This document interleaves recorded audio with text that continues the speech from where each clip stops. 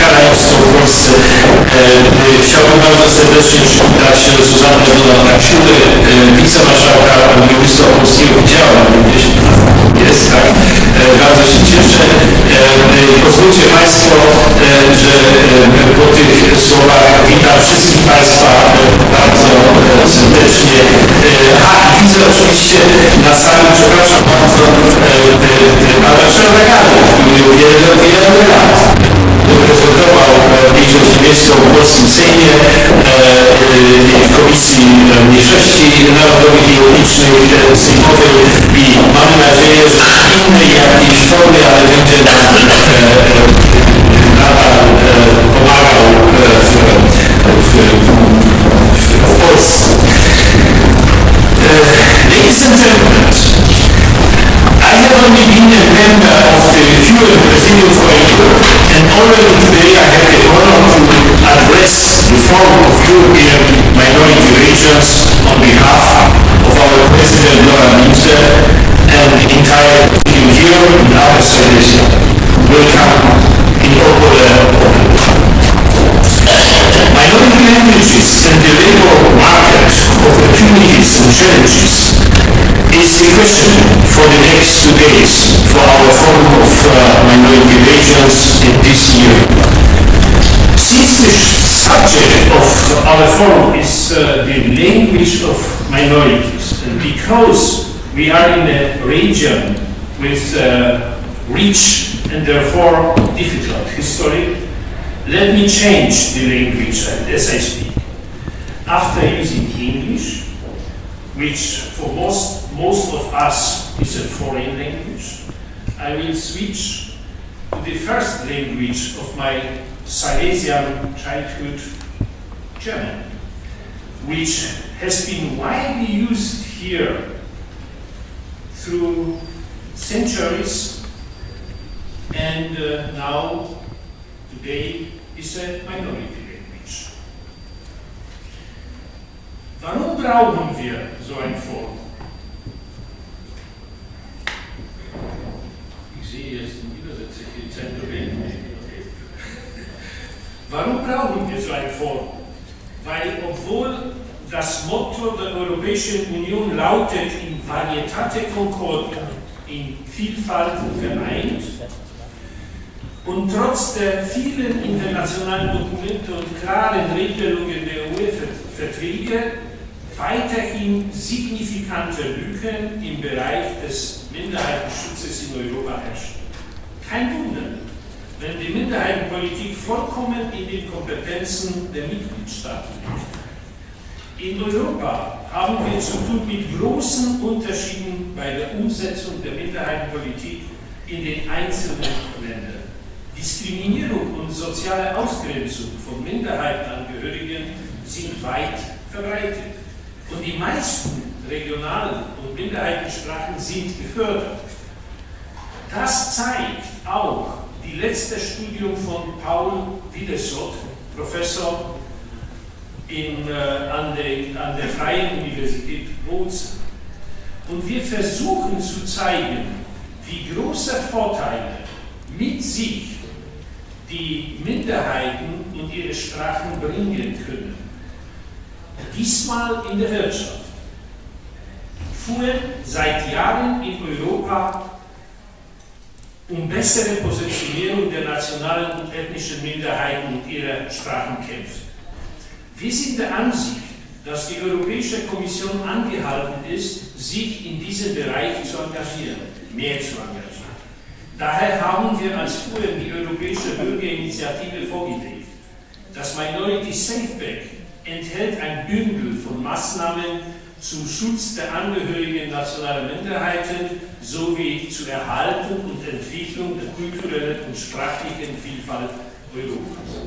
Diese umfassen politische Maßnahmen in den Bereichen Regional- und Minderheitensprachen, Bildung und Kultur, Regionalpolitik, Partizipation, Gleichheit, audiovisuelle Mediendienste sowie regionale oder staatliche Förderung. Leider trotz der breiten Unterstützung. Die Europäische Kommission hat die Initiative abgelehnt und die Entscheidung der Kommission wurde in dem Bericht der Europäischen Union unterstützt. Vor einem Jahr haben die Bürgerausschuss der MSPI und das Präsidium der FUEM beschlossen, gegen die Entscheidung des Gerichts Rechtsmittel beim Europäischen Gerichtshof einzulegen. Diese Erfahrung hat uns natürlich nüchtern gemacht.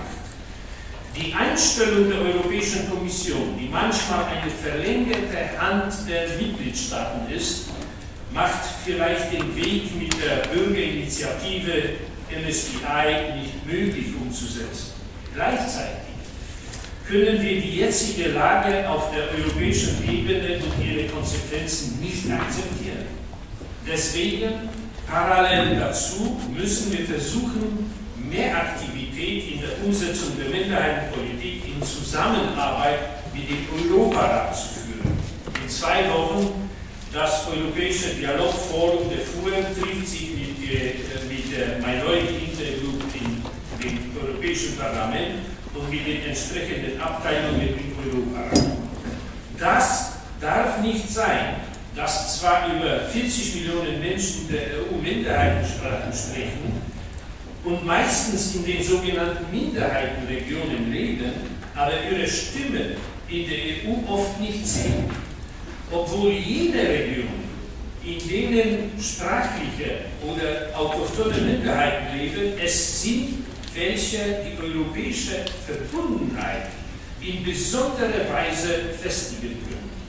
Die nationalen Minderheiten sind meistens sehr offen, nicht nur für die Vielfalt, sondern auch für die europäische Integration. Die Ergebnisse der letzten Wahl in Polen haben das auch bewiesen. Dort, wo die Minderheiten zu Hause sind, haben die Euroskeptiker wenige Stimmen erhalten. Das Forum ist ein Teil der großen Lobbyarbeit der FUEM und ist verwurzelt im Glauben an Dezentralisierung von einer Seite und Integration an der anderen Seite. In diesen Prozessen sehen die selbstbewusste regionale Gemeinschaften und die nationalen Minderheiten ihre Chance, in Europa mehr Stimmrecht zu bekommen. Das erleichtern wird, ihre sprachliche und kulturelle Andersartigkeit zu bewahren oder, wie bei uns hier in Schlesien, wieder zu beleben. Lassen Sie mich weiter Polnisch reden, in der 3. Sprache meines Lebens. 3., weil in Oberschlesien die polnische Verwaltung Deutsch nach dem Krieg verboten hat und für die Verwendung der Sprache unterschiedlich die Schlesier schikaniert waren, haben die Eltern die Sprache gewechselt. Mit negativen Konsequenzen für Deutsch, aber haben mir die schlesische Gotka beigebracht. Erst in der Schule kam Polnisch dazu. W Europie co do zasady uznajemy wielojęzyczność za bogactwo i stąd oficjalnymi językami Unii Europejskiej są wszystkie języki państw członkowskich. Ta zasada jednak nieoczekiwanie traci na znaczeniu w większości państw, gdy tym bogactwem miałyby być nie języki państwowe, a języki mniejszości czy regionalne. Zwykle oczywiście nie traci deklaratywnie, ale w praktyce niewiele się czyni, by tego bogactwa nie utracić. Z Górnego Śląska do Niemiec przez dziesiątki lat wyjeżdżali ludzie, którzy pomimo szykan w Polsce znali lub byli osłuchani w domach z językiem niemieckim. Obecnie na Górnym Śląsku chętniej niż w innych częściach Polski inwestują te małe i średnie firmy niemieckie, bo łatwiej trochę pracowników znających niemiecki. Wydaje się, że tę korzyść najmniej dostrzegają właśnie polscy politycy i decydenci, którzy albo bagatelizują ten język, albo co gorsza, nadal utępią. Znajdujemy się bowiem w regionie, który dotkliwie odczuwa bezprzykładną dyskryminację językową, bo większość z 55 000 dyskryminowanych dzieci jest ze Śląska.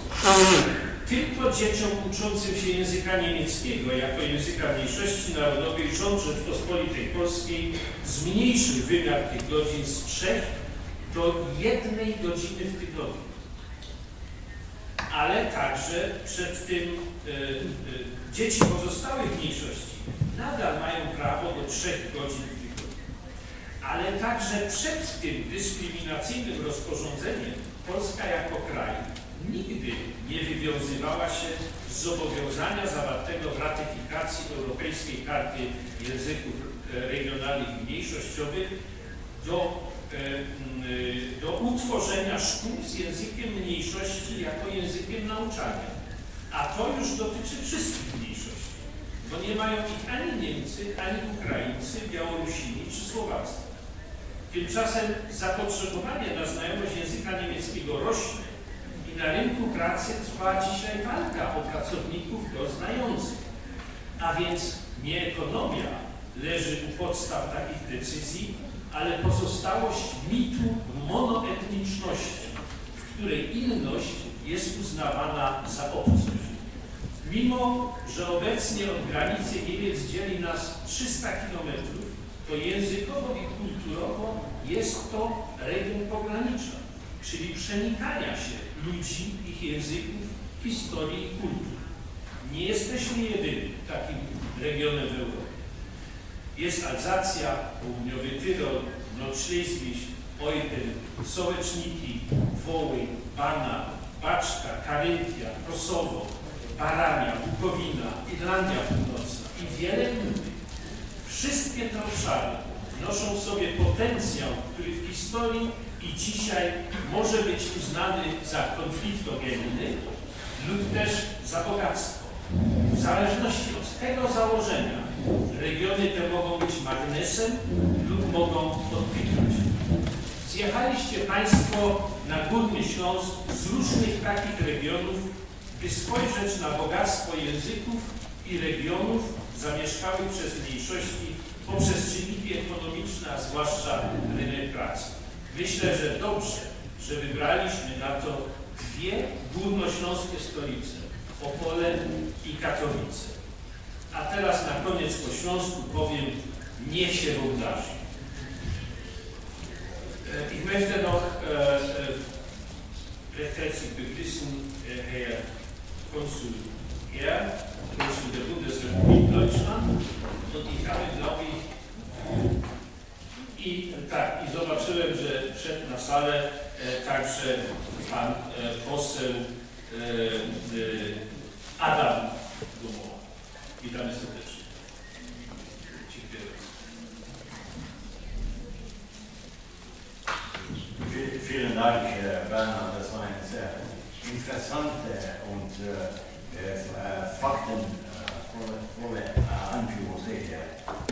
Habe viel davon gelernt.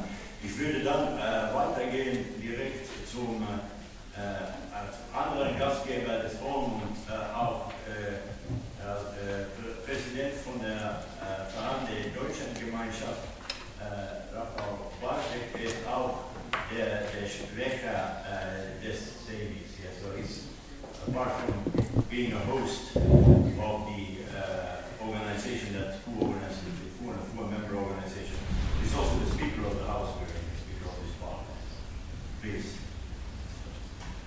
Ja, vielen herzlichen Dank, Johann, serdecznie dziękuję. To dla mnie osobiście wielki zaszczyt z Państwa tutaj widzieć, się tutaj z Państwem spotkać w tej sali sejmiku, w której na co dzień obraduje właśnie Parlament Regionalny Województwa Opolskiego. To wielkie wyróżnienie dla naszego regionu, że możemy tutaj gościć tak ważne forum europejskie. Właściwie trudno się przemawia po Bernardzie, który te wszystkie aspekty, które są istotne z punktu widzenia tego regionu, tego wydarzenia, jakim jest to forum, no już nakreślił.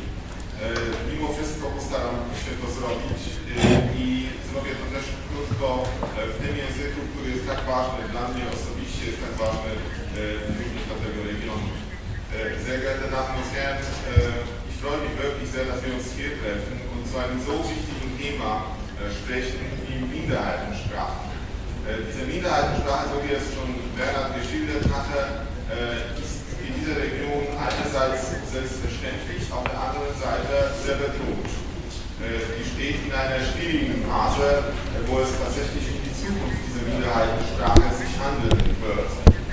Aus vielen Gründen. Erstens ist die Geschichte dieser Region, die eine große Rolle spielt. Die Tatsache, dass diese Sprache über die Jahrzehnte hinweg hier verboten war. Auf der anderen Seite aber ist es auch das, was schon Bernhard geschildert hatte, ist es die Tatsache, dass in Europa keine Einheit herrscht, wie man in Minderheitensprachen schützt.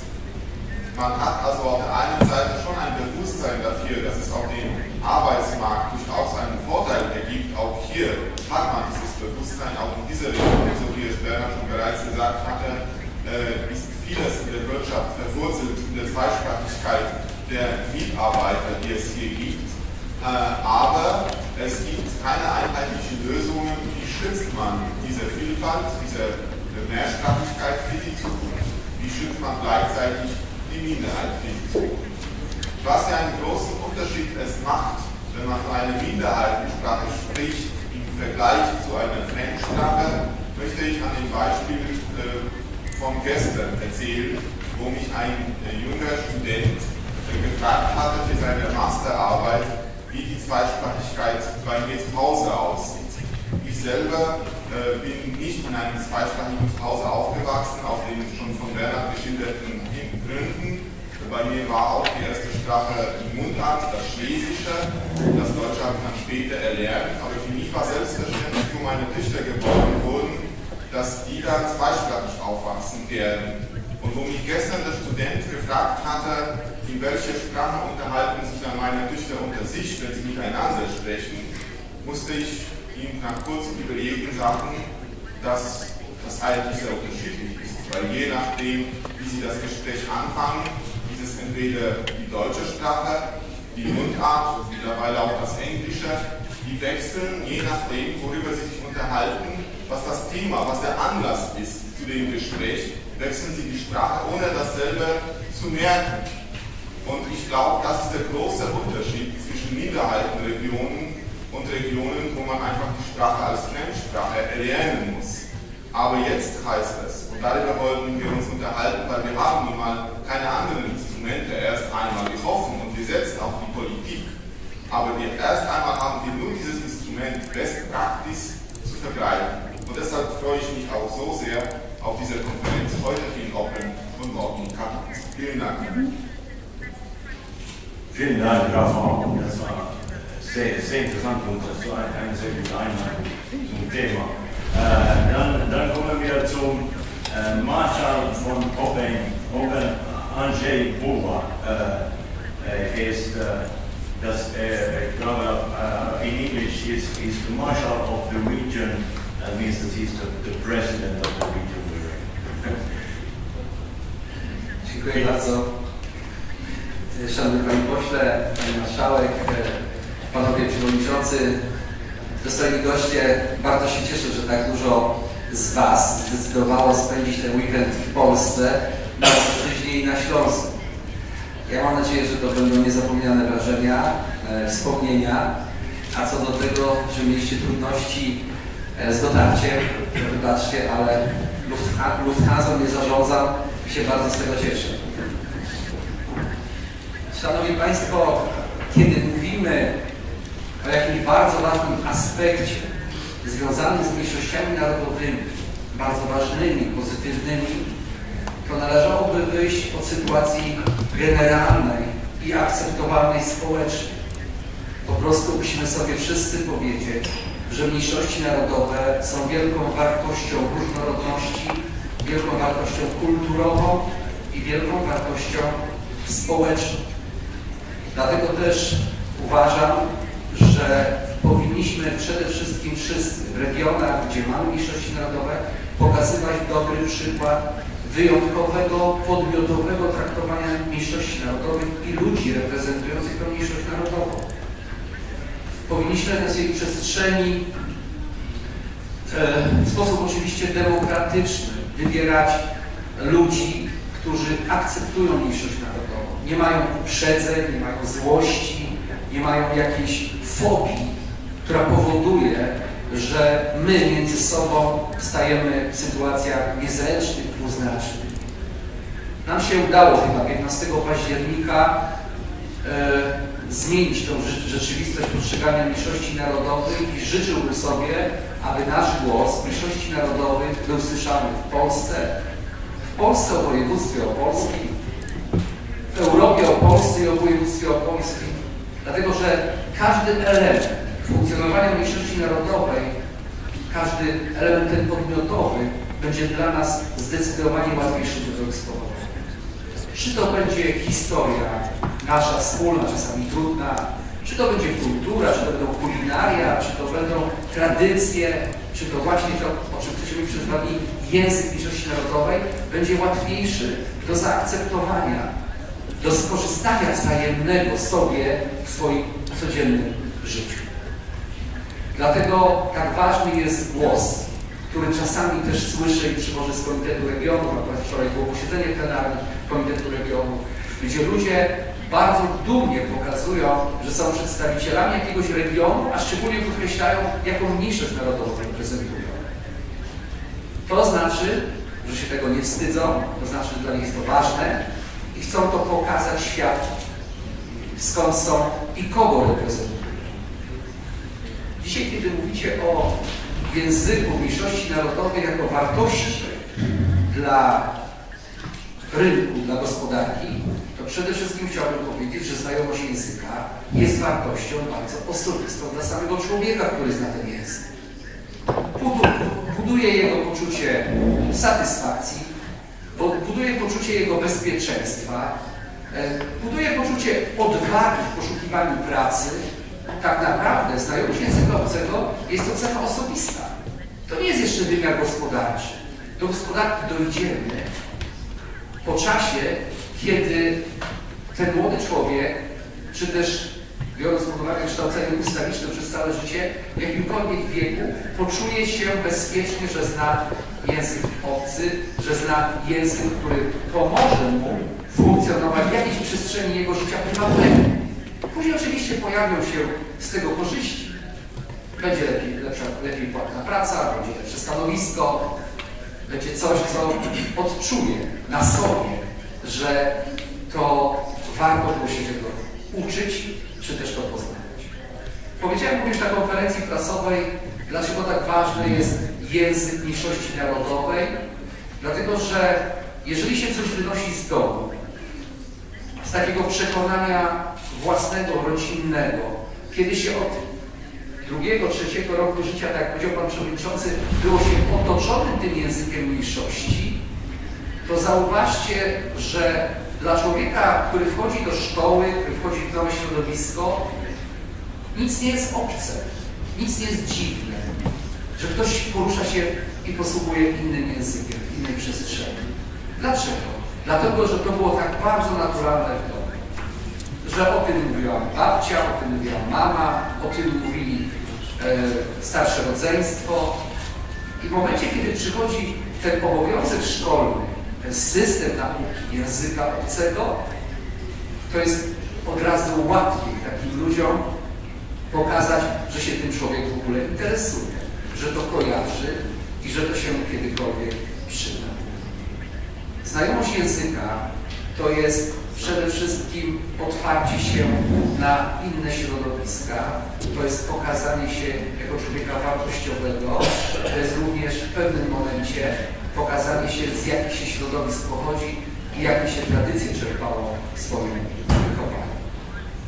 Dlatego uważam, że zawsze tutaj w województwie opolskim będziemy wspierać mniejszość narodową, mniejszość niemiecką, właśnie poprzez to, co tu zastaliśmy, jak przyjechaliśmy tu po II wojnie światowej z różnych stron Polski. Zastaliśmy dobry etos pracy, o którym często mówi Pani Marszałek. Zastaliśmy pewien kod kulturowy, do którego się włączyliśmy. Kiedy byłem na 25-leciu traktatu o współpracy i dobrym sąsiedztwie w Mogułcji w obecności Pana Premiera Jana Krzysztofa Bieleckiego, to powiedziałem, że w województwie opolskim to dobre sąsiedztwo to się rozpoczęło w 1945 roku. Wtedy, kiedy się tu wszyscy spotkaliśmy z różnych powodów nie wyjechaliśmy I tak naprawdę ponad 70 lat na dobre sąsiedztwo i żadne traktaty nam nie były wtedy potrzebne. Tylko trzeba było się zająć gospodarką, polem i wzajemną pomocą. Dziękuję bardzo.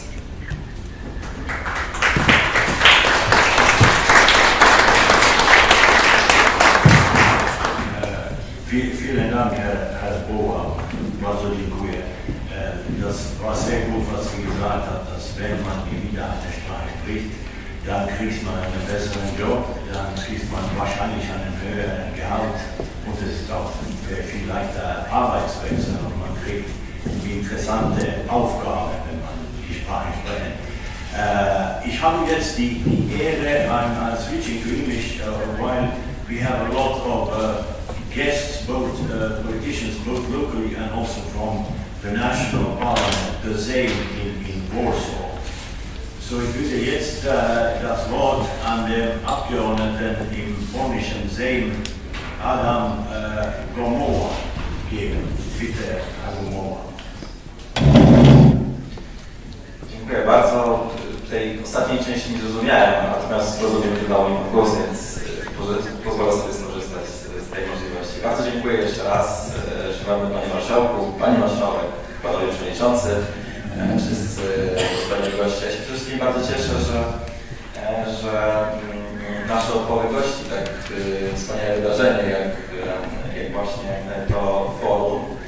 No bo właśnie jesteśmy w miejscu, gdzie no jesteśmy dumni z tego, że jesteśmy takim typem kulturowym, gdzie od wieków żyją ze sobą różne narodowości i tak naprawdę od kilkuset lat postrzegamy to jako coś dobrego, a nie coś, czego powinniśmy się wstydzić. Już większość zostało wspomniane przez moich przedmówców, ale warto podkreślić szczególnie to, jakim jesteśmy obecnie w stanie prawnym. Otóż, szanowni Państwo, to już wybrzmiało, że jest ta dyskryminacja i to jest dyskryminacja także w sensie prawnym mniejszości niemieckiej. Jest chyba ewenement na skalę europejską. Nie ma tego nigdzie indziej, żeby w literze prawa były zapisane wyłączenia z wskazaniem konkretnej mniejszości, które nie przysługują prawa, które przysługują innym mniejszościom. I to, że taki stan prawny wciąż w Polsce funkcjonuje, jest po prostu bardzo smutne. Natomiast to, co też wspomniał Pan Marszałek o tym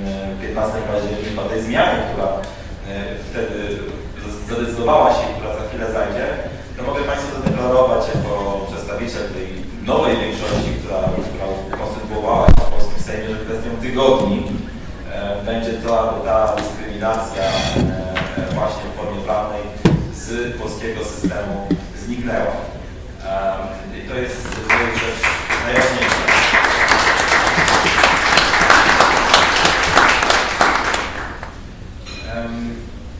To też wynika po prostu z faktu, że to Państwo pewnie dobrze wiedzą. Naszym zadaniem Parlamentu jest stać na straży po prostu interesów polskich obywateli. Wszystkich obywateli.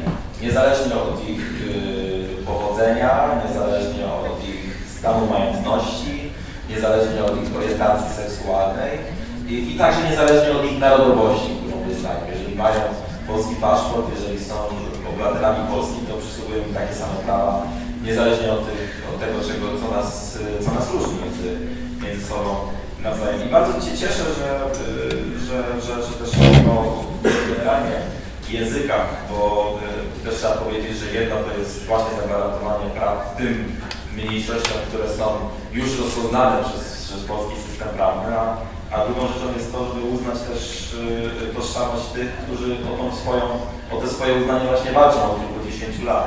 I tak chociażby w kontekście ostatniego narodowego spisu powszechnego wiemy o tym, że ponad 500 000 osób deklaruje się w Polsce jako Ślązacy, jako mniejszość śląska, która właśnie przez państwo polskie nie jest uznawana. I tu też dużo optymizmu, też miałem przyjemność brać wczoraj udział w spotkaniu z parlamentarzystami z ziemi śląskiej oraz działaczami na rzecz właśnie tożsamości śląskiej, języka śląskiego, którzy już od kilkudziesięciu lat, bez jakiegokolwiek wsparcia ze strony państwa polskiego w postaci funduszy, które wyszły na rozwój tej kultury, właśnie działają na rzecz tego, żeby pielęgnować tę naszą tradycję. No to tutaj też dużo optymizmu po tym spotkaniu jest co do tego, że chociażby kwestia języka regionalnego dla Ślązaków, dla największej mniejszości, tak, bo taki jest stan faktyczny w Polsce, że to też zostanie w tej kadencji parlamentu uregulowane. I co mnie też bardzo cieszy, to to, że tak wiele się kładzie nacisku w programie tego forum na to, żeby podkreślić, jak wielkie bogactwo, przede wszystkim pod względem gospodarczym, płynie z tego, że pielęgnujemy nasze lokalne tożsamości. Trzeba powiedzieć sobie jasno, że to, że tak powszechna jest znajomość języka niemieckiego, szczególnie tutaj w województwie opolskim, to jest powód, dla którego tak wiele inwestycji zagranicznych pojawiło się w ciągu ostatnich 30 lat. Jak pięknie rozwinął się nasz region, jak wiele dobrobytu tutaj po prostu mamy, nowych miejsc pracy. I z tego korzysta nie tylko mniejszość, z tego korzystamy my wszyscy. Także osoby takie jak ja, które identyfikują się w pierwszej kolejności jako Polacy. I to trzeba uznać, o tym trzeba pamiętać, bo dopiero chyba co niektórzy przypomnieli sobie o tym, jak to straciliśmy 2 lata temu. Więc tym bardziej, może to szukając jakiegoś szczęścia w tym nieszczęściu, wciąż jest i powinno zawsze być. Tego bym sobie życzył i sobie, i wszystkim Państwu. Dziękuję bardzo.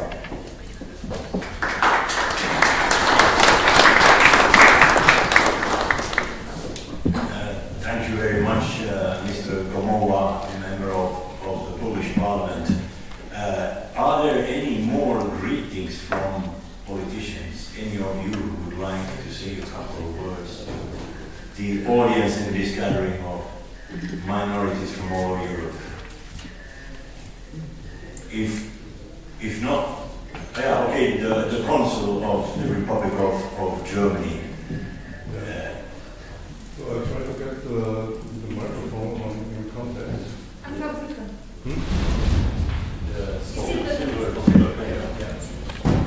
Ja, meine sehr geehrten Damen und Herren, ich freue mich über diese heutige Veranstaltung. Ich kann den Vorrednern, denen ich sehr, sehr gut zugehört habe und die sehr große Argumente für die Zweisprachigkeit oder Mehrsprachigkeit brachten, nur zustimmen. Ich selber bin in einer Region groß geworden, die sehr nah an Frankreich liegt. Es wurde vorhin das Elsass genannt. Also ich konnte schon während meiner Jugend die Erfahrung machen, dass es durchaus vorteilhaft ist, mehrere Sprachen zu sprechen, sich nach Möglichkeit mit denen auszutauschen, die entweder Nachbarn sind oder neu dazugekommen waren. Und es ist so, wie Shahula sagt, keine Assimilation, sondern im Grunde genommen eine Erweiterung von Fähigkeiten. Und das kann, wenn man hier den Aspekt Arbeitsmarkt bringt, nur von Vorteil sein. Ich habe hier in Oberschlesien dasselbe erlebt, was ich früher in der unmittelbaren Nachbarregion Elsass auch mitbekommen konnte. Die Mehrsprachigkeit hat es gebracht, dass 2 Nationen, 2 Regionen, die geschichtlich gesehen durchaus auch einmal Gegner sein mussten, sich zusammenbrachten, ihre gemeinsamen Interessen und Vorteile entdeckten und es somit fertigbrachten, ein prosperierendes Miteinander zu führen. Das ist jetzt selbstverständlich, das war es nicht immer.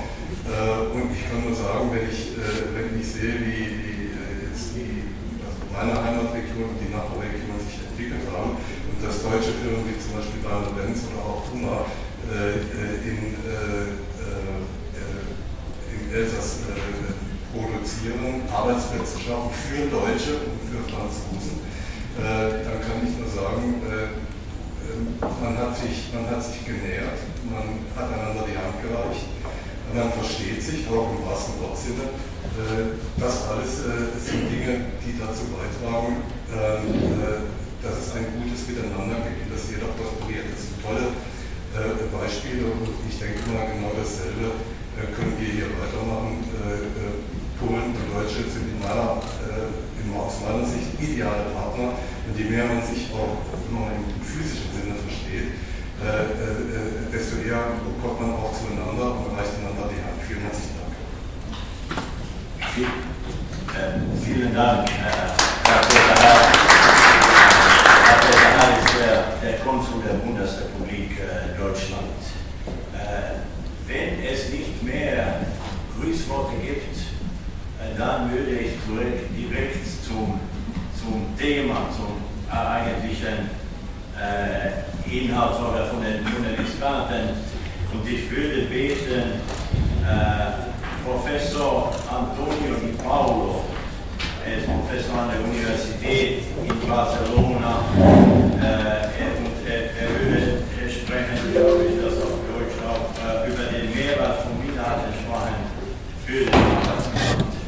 Er hat eine PowerPoint-Präsentation, und when you like, you can use this microphone, and you can also sit down in this one, whichever you feel more comfortable with.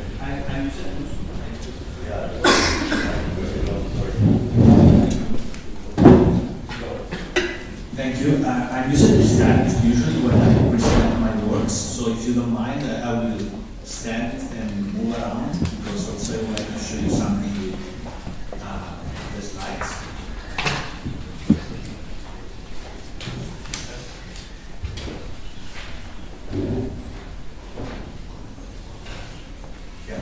So thanks a lot for the invitation, Johan and Ilona. Well, it's a pleasure for me to be here, because it's a great event, and I think that it's really connected with my main research line, which is about the economics of language, and especially regarding the value of language skills in the labor market. And actually I did several works for the case of Catalonia. So, as we already mentioned in the past talks, so Europe is very rich, also because there are many minority languages which also reflect our cultural variety. So, there are actually many minority languages which are, let's say, included in the so-called Charter of Regional or Minority Languages. But this is a kind of underestimation. So actually there are several countries in which there are minority languages which are not there. For example, Italy, where I come from, or France, okay? So it means that we have even more than 81 different minority languages in Europe. So actually some of these minority languages are also enjoying the status of co-officiality in their countries, however others are not. Okay? And the thing is that here what we want to know is the extent to which the knowledge and skills in minority languages is actually relevant in the labor market.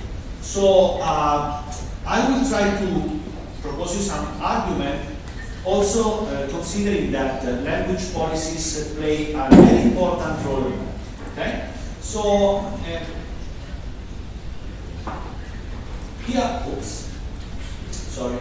here I will talk about the special case of Catalonia. Well, this is basically because it's the case I know the most, okay? Because as I said before, I investigated a lot on that. I live in Catalonia. Actually, I'm a professor at the University of Barcelona. And but I think that it's not, so this case is interesting, not just because I know it and I'm sorry for the self-advertisement, but for other several reasons. So first of all, Catalonia is an asymmetric bilingual society in which communication is not at stake. Why? Because everybody, except of course foreign migrants who are just arrived, everybody is able to speak Spanish. So therefore communication is not an issue there. So they can perfectly communicate in Spanish, which means that if you look at what happens with the knowledge of Catalan, it's not a matter of the possibility to communicate. So it's just really a skill that might be valuable in the labor market. So then it's also a nice issue to investigate because there are very good data, okay? And I used actually this data in my analysis. And actually, I recommend every country in which there are minority languages to produce similar data, because these data are very useful to produce evidence regarding the importance of minority languages.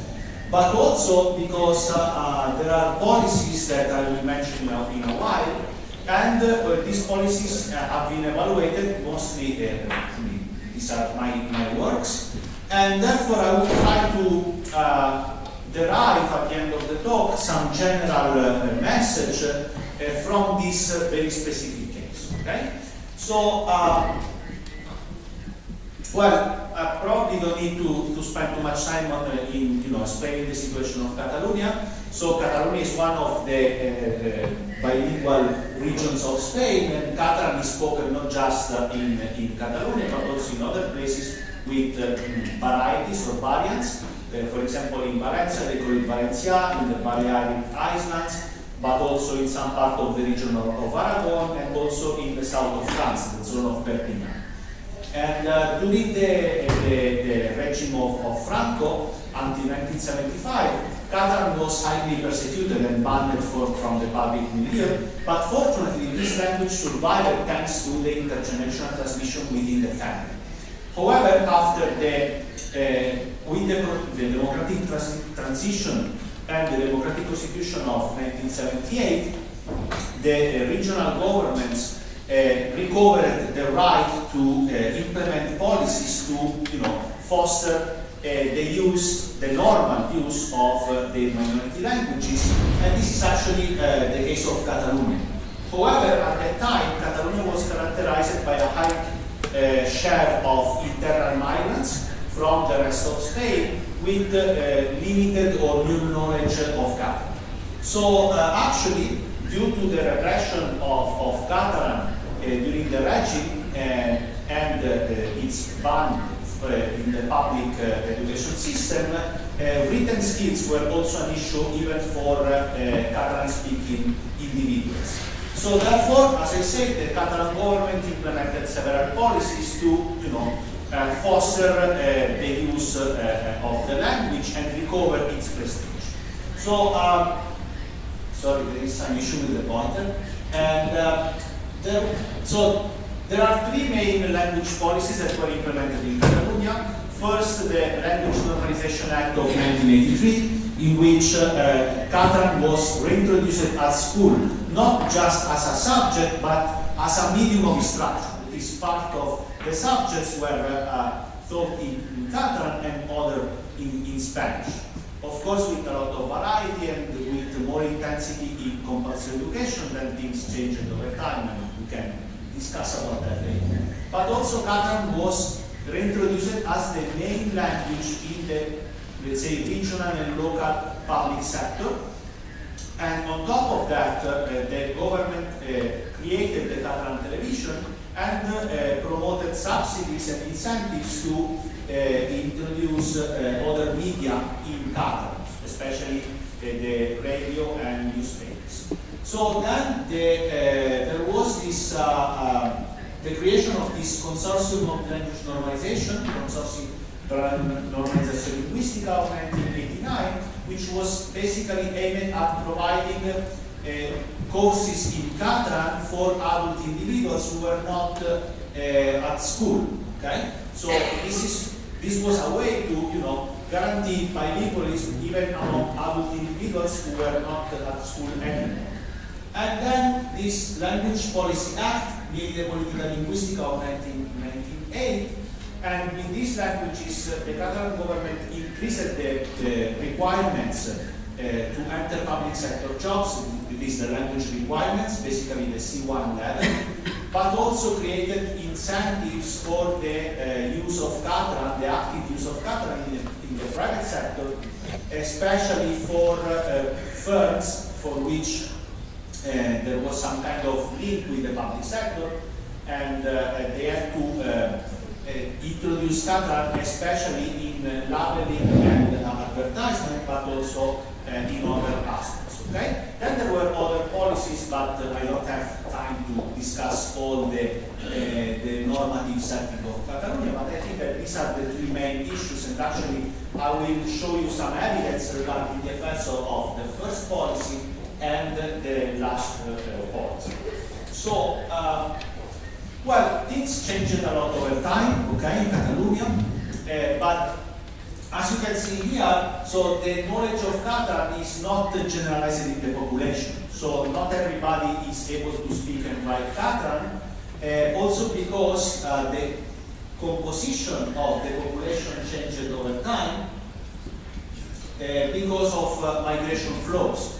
So previously, in previous decades, there was a high share of internal migrants coming from other Spanish regions, but during the more recent decades, many foreign migrants, as me for example, arrived to Catalonia, and of course this may have affected the level of skills of the whole population.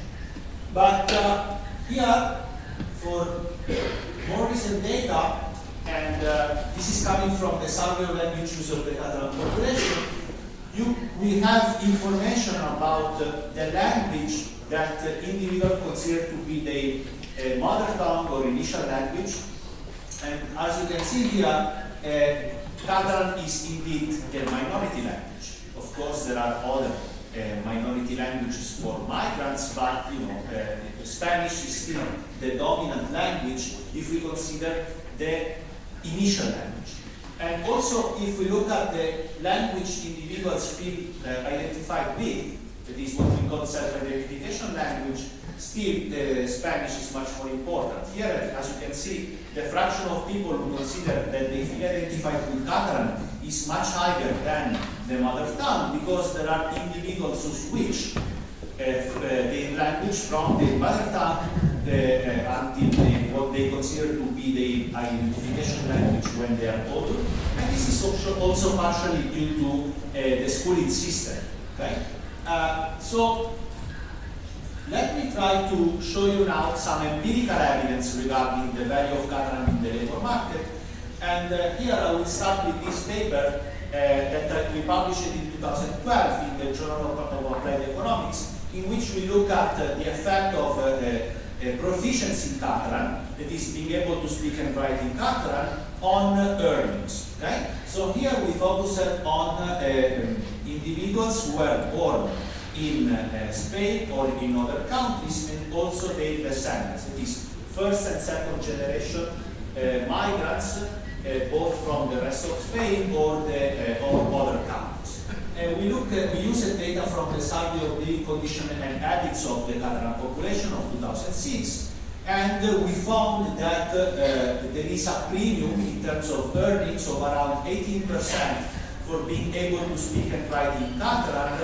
And actually this effect, this positive wage effect of the knowledge of Catalan was much higher for individuals with higher education, meaning that they can enter into jobs in which the language is more valuable.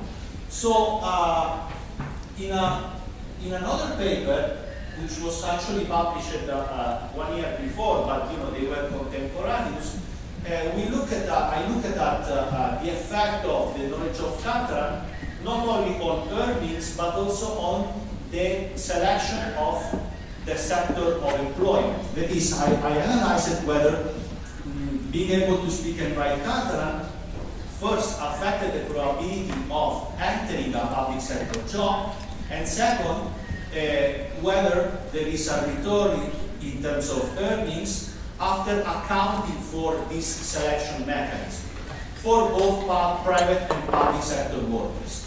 Actually, what I found is that there is an important increase in the probability of joining the public sector for those who are able to speak and write Catalan. This makes sense due to the regulation. Okay? And although the average wage for individuals who speak Catalan and those who speak not is higher if you look at the raw data, so after taking into account this selection mechanism, what happened is that after you are inside the public sector, there is no additional gain for the knowledge of Catalan, but yes, there is a return in the private sector. That is, the language is important for the access to the job, but once you are in, especially because salaries are highly regulated in the public sector, if you learn a bit more of Catalan, there is not too much to gain. Okay? So it's basically the choice of the sector.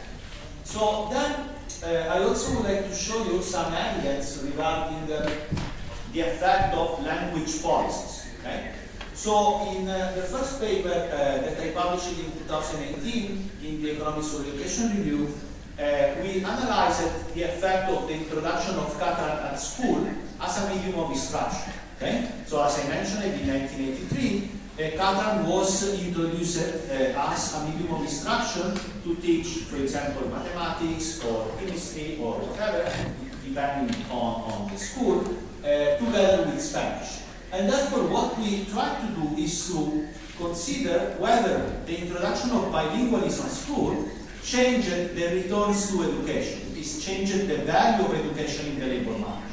Put in other words, we wanted to know whether bilingual education is more valuable in the labor market than monolingual education. And here, by bilingual education, it's a Catalan-Spanish bilingual education. So we are not focusing on English, Spanish, and so forth. So it's just a minority language and a majority language used at school.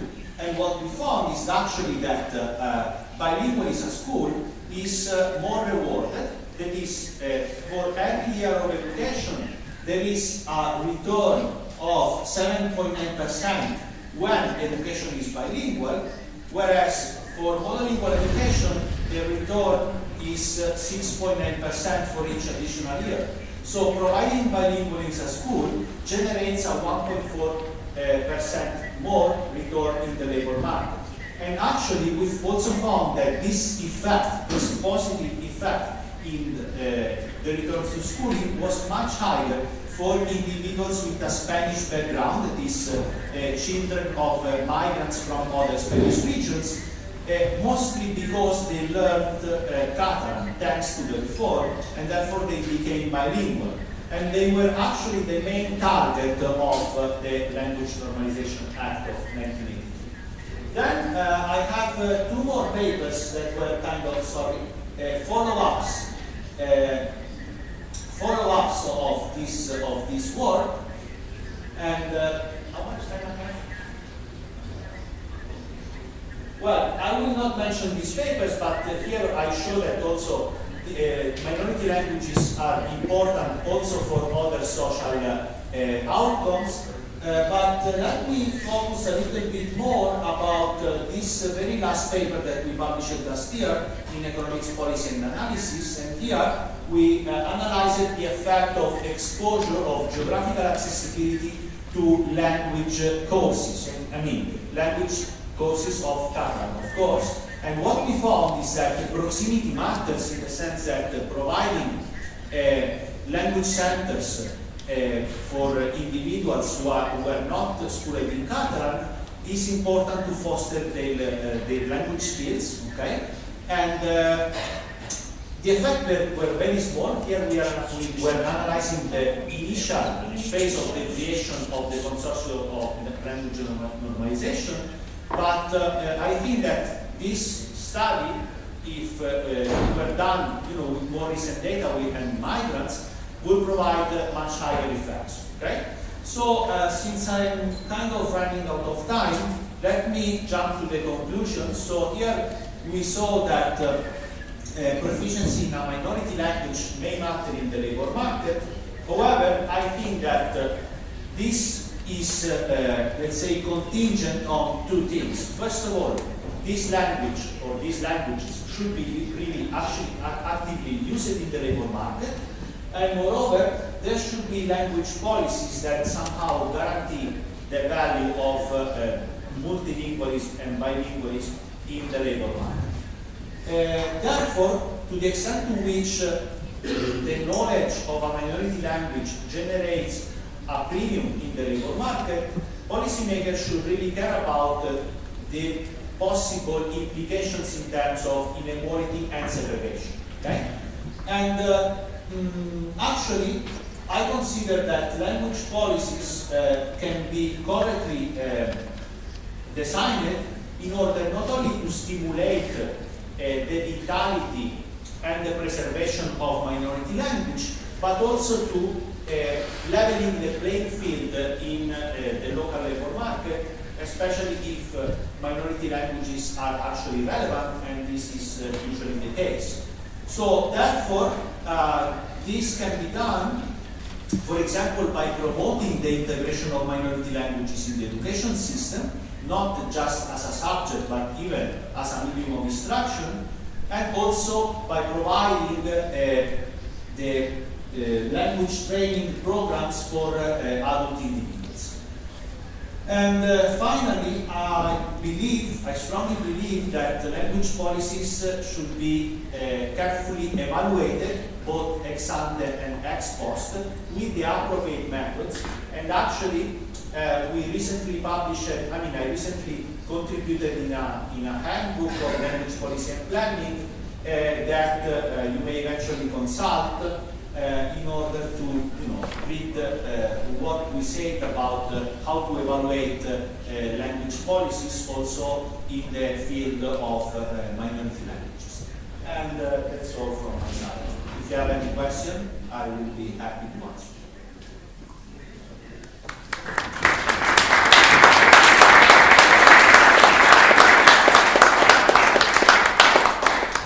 Thank you very much, Antonio. Do we have any direct questions from the audience? If not, I would pass the floor to Bengt-Arne Wikström, who's also a professor of economics.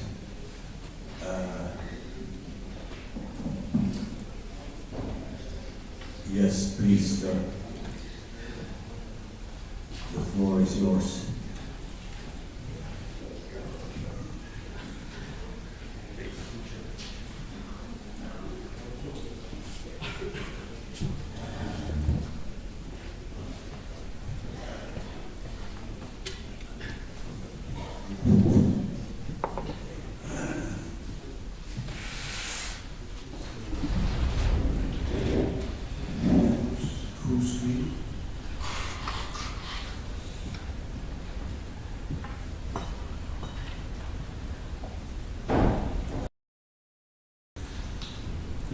So, ja, vielen Dank, Johann.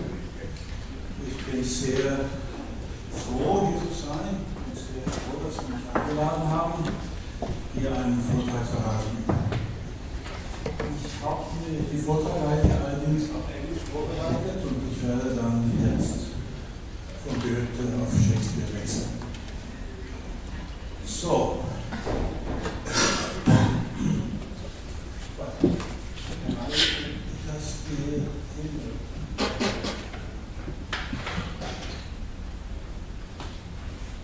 So, there is a short list of what I'm going to talk about.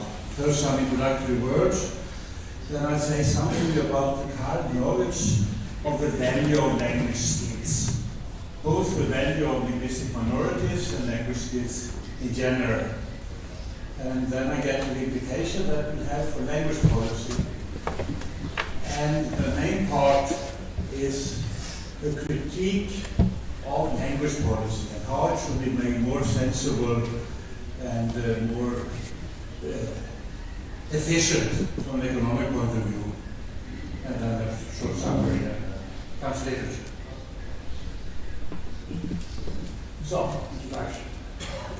So to start with, I'm taking up my point of departure in the theme of the meeting, namely the labor market and languages. And I would stress that the language minorities significantly contribute to the welfare of the nation. And also that language skills in general are very important. And in order to realize this, we need a sensible language policy. And that's my main point. So, of course, there are many reasons for minority protection. They can, reason can be that we want to take care of the welfare of the speakers of minority languages. We might want to support historic minorities. Nation building might be an argument, often against supporting minorities. And there are a number of other reasons that are maybe less honorable, like taking revenge for historical injustices and so on. I will not talk about that. But here in this lecture or in this talk, I'll focus on the one reason, the contribution of minority language speakers to the economic well-being of the country. So let me show you some facts. First, in trade theory and in trade models, it has been shown very convincingly that the trade increases if the trading partners have a common language. And there are a number of articles, and a good summary of those articles is found in that paper I cite there from Egger and Lassmann. They have taken 81 different papers and put them together and see what they all communicate. And basically they find that trade increases on an average of 44% if the trading partners use the same language. So that's a very important and very strong evidence for the importance of languages and the use of languages. And then if you go to the labor market, I took a paper about Poland here. There you see that wage premiums. If you speak a language, you can expect that your wage might increase because of language knowledge. And we heard that from Antonio too for Catalan and Catalonia. But in Poland, the premium for Spanish is very high, 32%. And French and Italian also bring a very high premium. German and English bring about the same premium, and Russian doesn't bring anything. Well, does this make sense? I'll get to that in a second. I also listed the supply of speakers. How many people in Poland speak Spanish? Well, for 100 speakers of English, there's 1.5 speakers of Spanish, or 3 speakers of Italian, and 30 speakers of English, of German, sorry, and 25 speakers of Russian. So, well, there's evidence from other European countries for the same thing. If you look, there's a study by Ginsberg and Pedro Rodriguez that shows pretty much the same results, that the highest premiums are paid not for English, which is the most used language, of course, but in France for German, in Greece for French, in Italy for German, Portugal for Spanish, and in Spain for French. Only Denmark pays the highest premium for English of the countries where there are significant results in this study.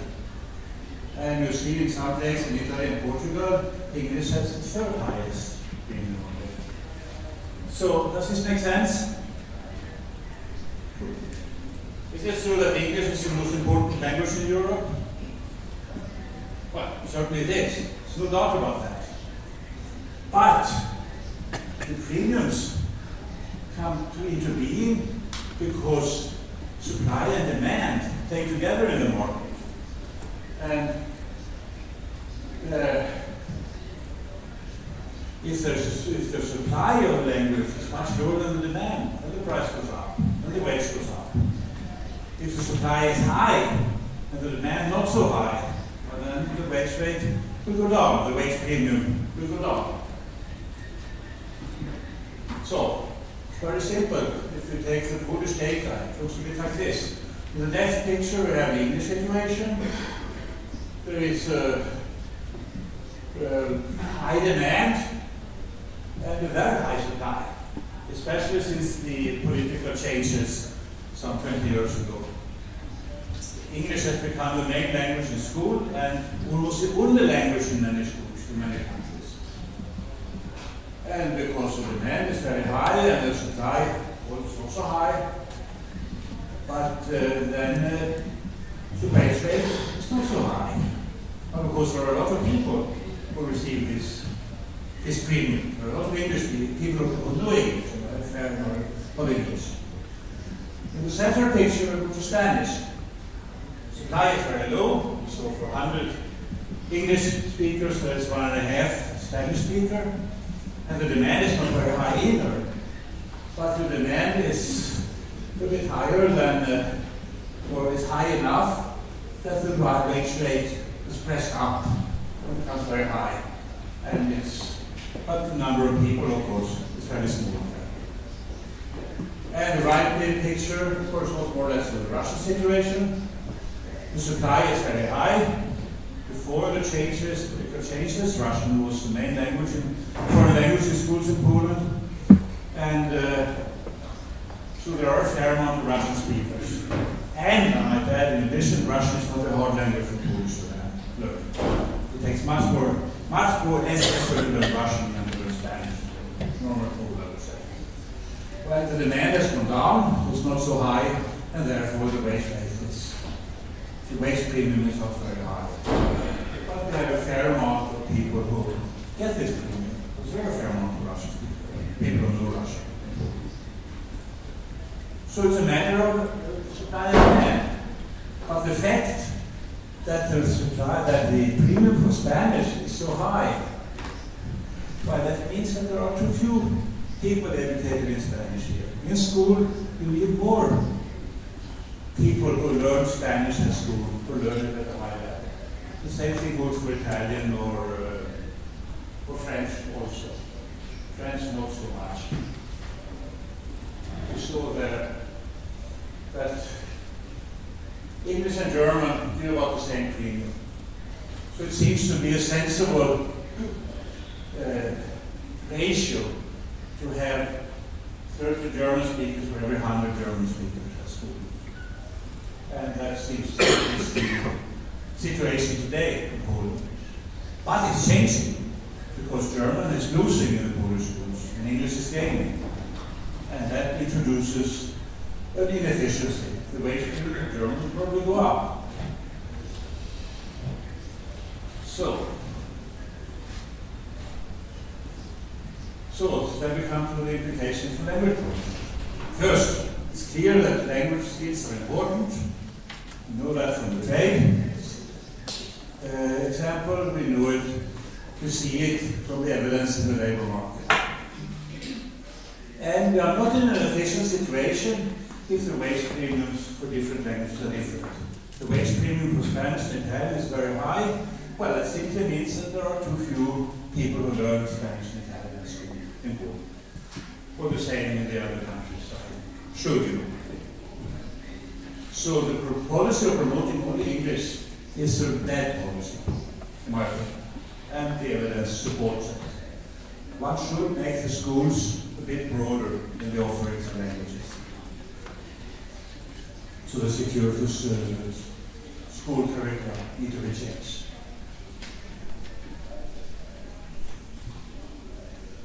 So, where do we get foreign language, knowledge of other languages than the main language in the country?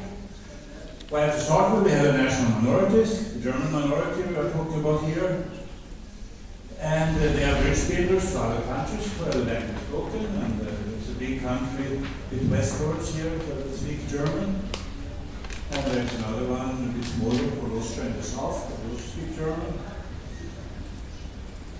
And in much vitality of German is important for trade relationships, among other things. And the minority languages can and should be supported and strengthened by the language policy. And I'll get to the language policy in a second. That's important. Then the school curricula also bring language knowledge. And I repeat, we have seen that there's not really balance in that market. And this is the important part here also, is that the decisions have a very long range effect. We cannot change from today to tomorrow. There's no way to get 10% of the pools to speak Chinese by tomorrow. We need at least 20 years for that. And so therefore, the school policy has a very long run, and it's very important that one plans in a sensible way. And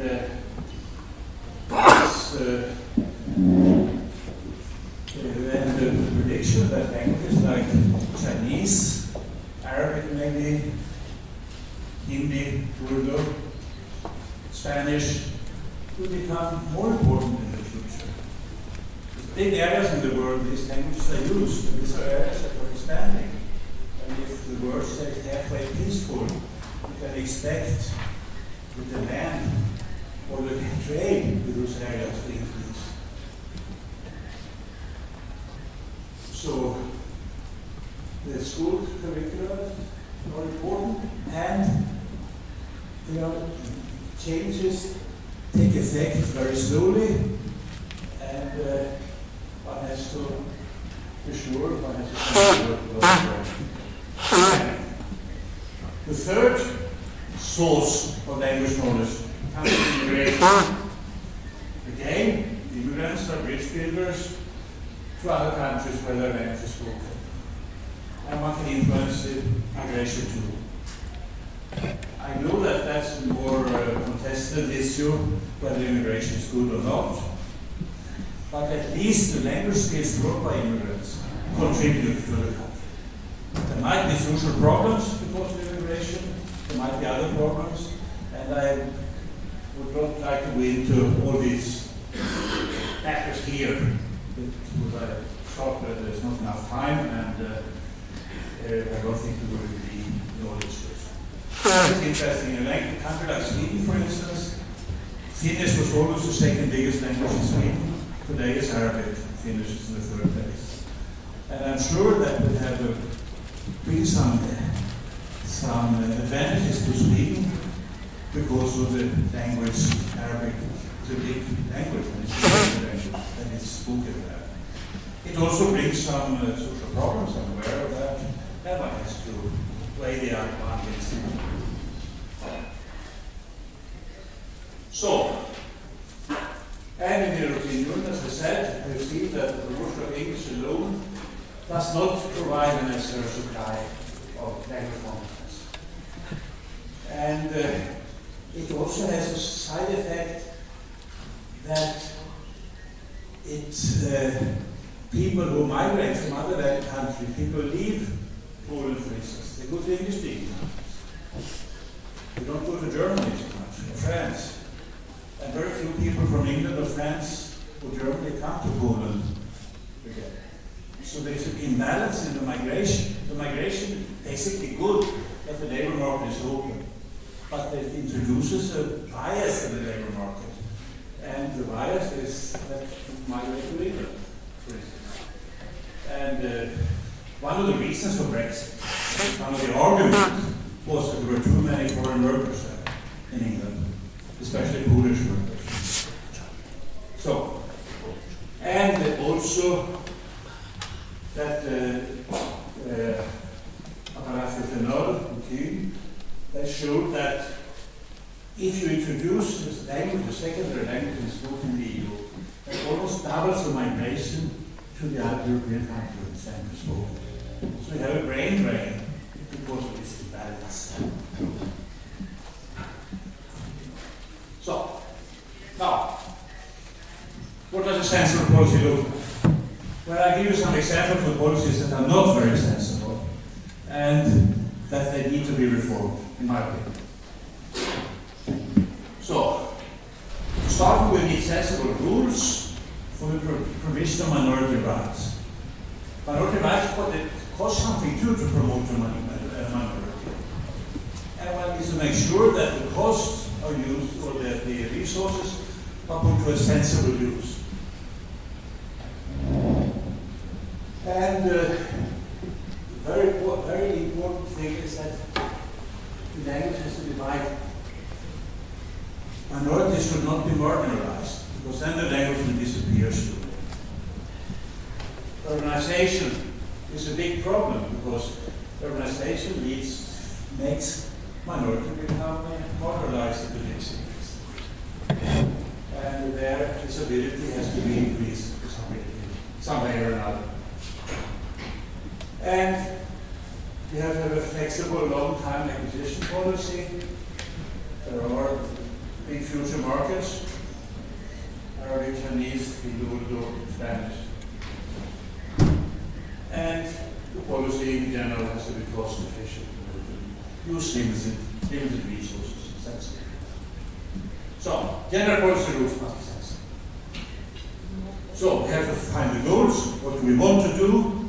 Well, if you're interested in the language, the value of the language in trade or in the labor market, then the vitality is very important. That there are speakers of the minority language and that there are more languages taught at school. But there are the costs, and we have to compare the various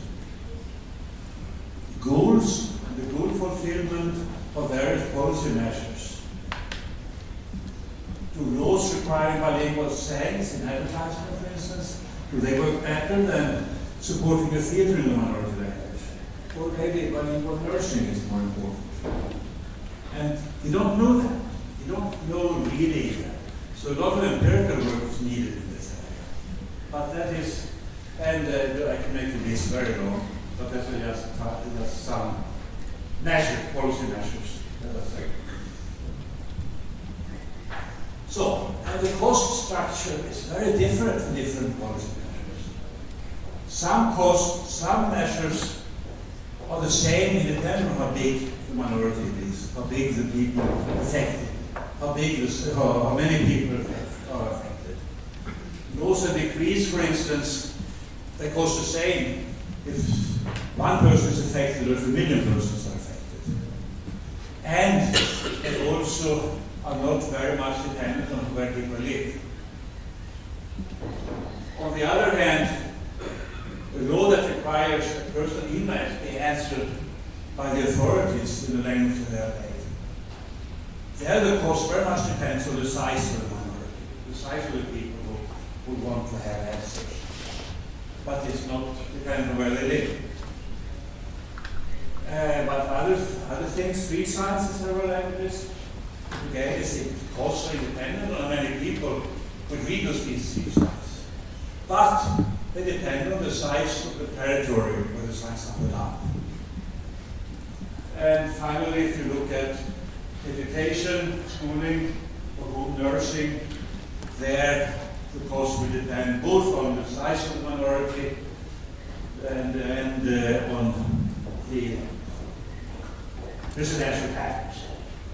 And that is something one has to take into account when one design language policy. So these different minorities could need different policies. Or the effect of the policy is just might be the same, but the costs are very different for different minorities.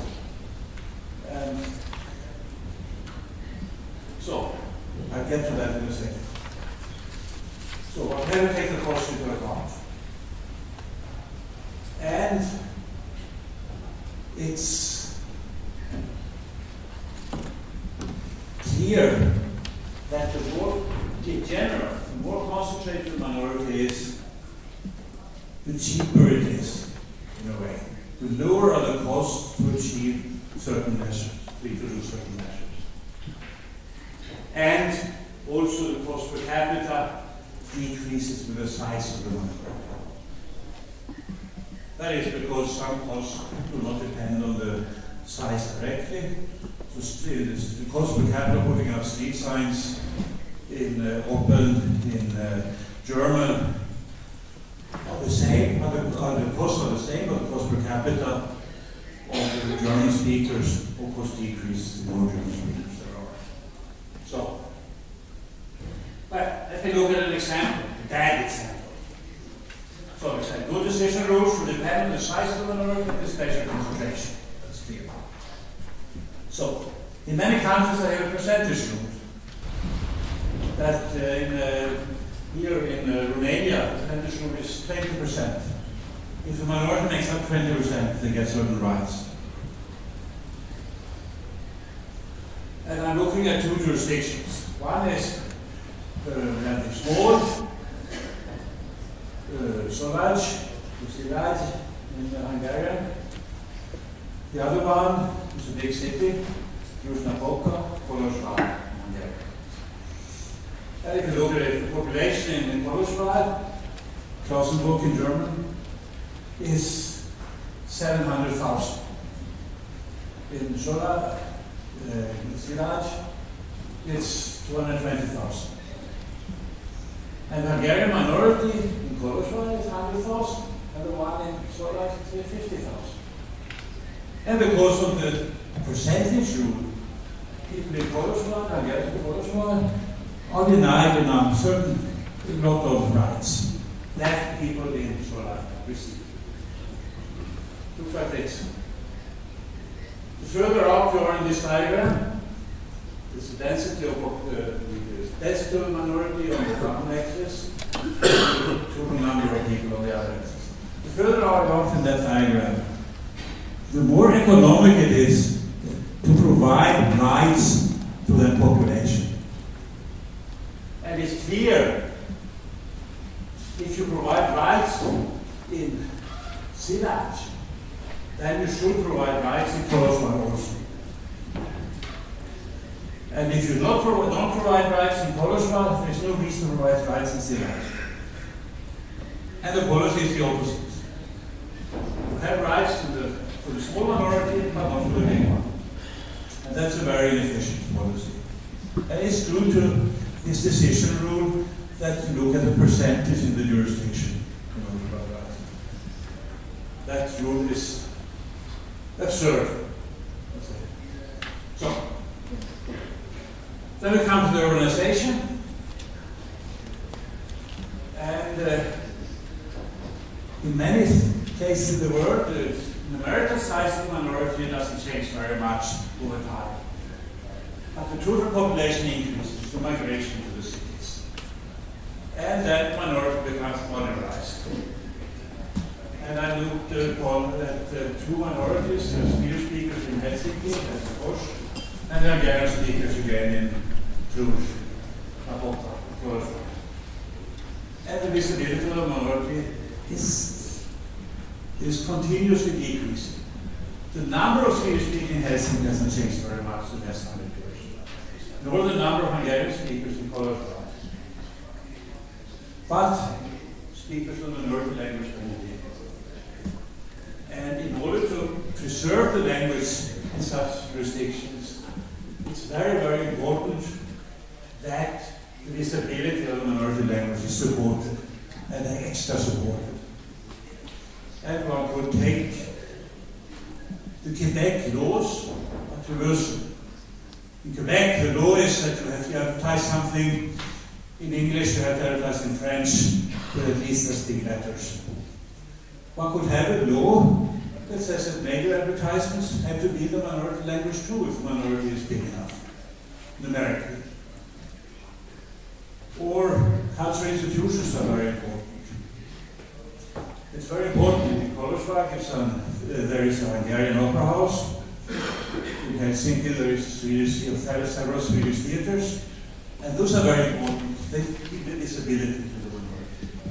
But it's not enough, one needs to do more. Then, get back to the fact that minorities are different, the policy must be tailor-made for minorities.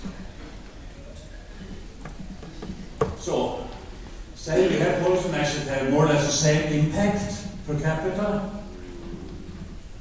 and then we have a small and constrained minority, well then we can take issues that depend on the size of the minority and on the size of the territory.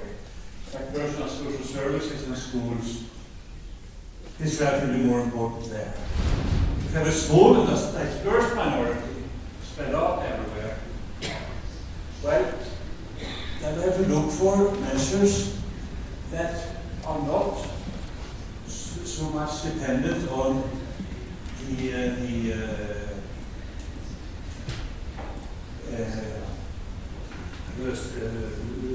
presidential patterns, like the right to address authorities and receive answers. For a big and concentrated minority, well, public signs make a lot of sense. Make more sense than the right to address authorities in advocacy. And if a bigger dispersed minority, again, we want to have measures that are independent of the size of the minority, the costs, and where the costs are also independent of the central capital, like naming public institutions or laws of interest. And that's something that one has to take into account when one designs the promotion of minorities. And it's basically an empirical issue. One has to find out what's the impact per euro or per zloty of a certain measure. And languages are not the same either. Some languages have high status. Swedish and Finland is a high status. It's the old upper class who speak Swedish. And while the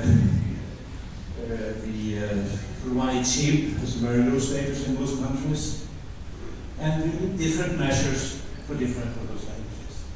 You don't need to increase the status of Swedish and Finland, but you need to increase the status of Romani cheap in Hungary or Romania. So, and one has to take that into account also. So, residential patterns. It's very important that policy measures are concentrated where the minorities live.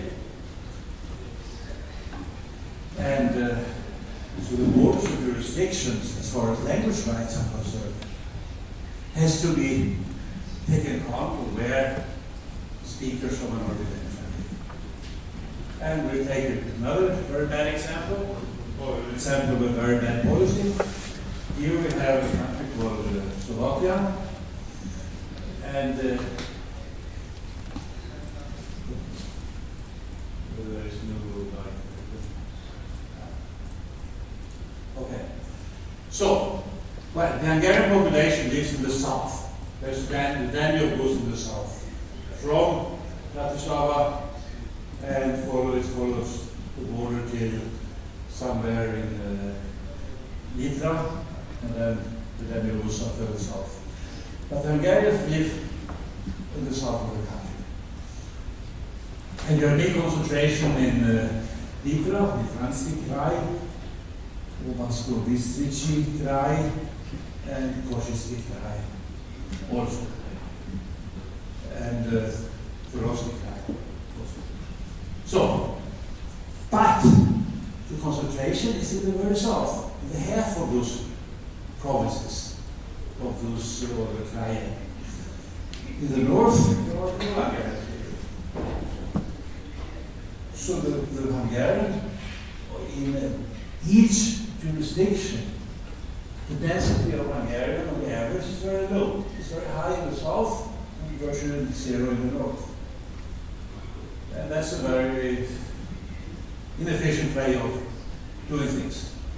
So, let's look at the Nitranski Kraj, the Bansko-Bystrici Kraj. There we have them. Nitra, Nitranski Kraj, Nitra in Hungarian. The number of communes is 7. And I've taken the 4 in the south and the 3 in the north. And look at that. In the 4 in the south, you have over 40% of the population is Hungarian speaking. In the north, 4%. If you go to Bansko-Bystrici, Banyoj in Hungarian.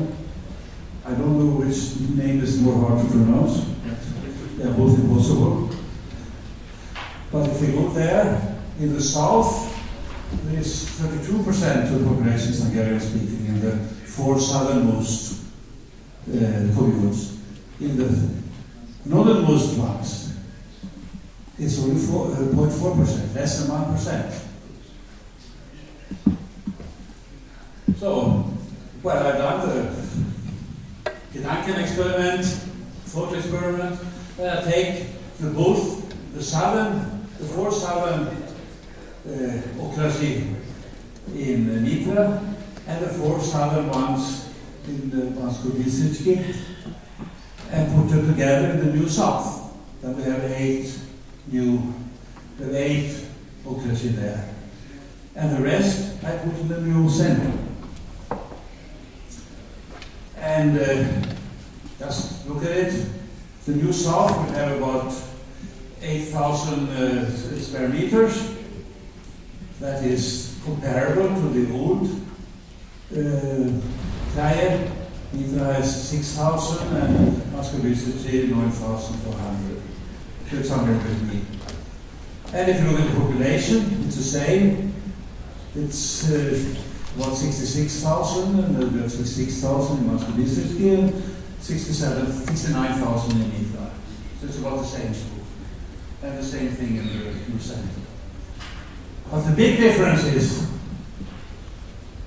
in the Hungarian concentration in the south will be 38%, or 30 Hungarian speakers per square kilometer. In the New Center, it's less than 2 Hungarian speakers per square kilometer, and less than 2% of the population. Well, that would be a much more efficient division. We're much more efficient to introduce language schools, support minority in the south, but not too much. And if you look at the diagram I had before, you see the New Center is almost at the origin of the diagram. Low minority population, low concentration minority population. The New South is all the way out there with a high concentration and a high number of speakers, which makes the language policy per capita of the minority much more economical. And we can compare that with the old Nitra and Muscovy. It's like in Nitra, the Hungarians have certain rights today. In Muscovy, they do not have certain rights. So they will increase the number of speakers in Hungarian, the rights, and it will make it more economically efficient to make this change. The current policy is highly inefficient in supporting the locality.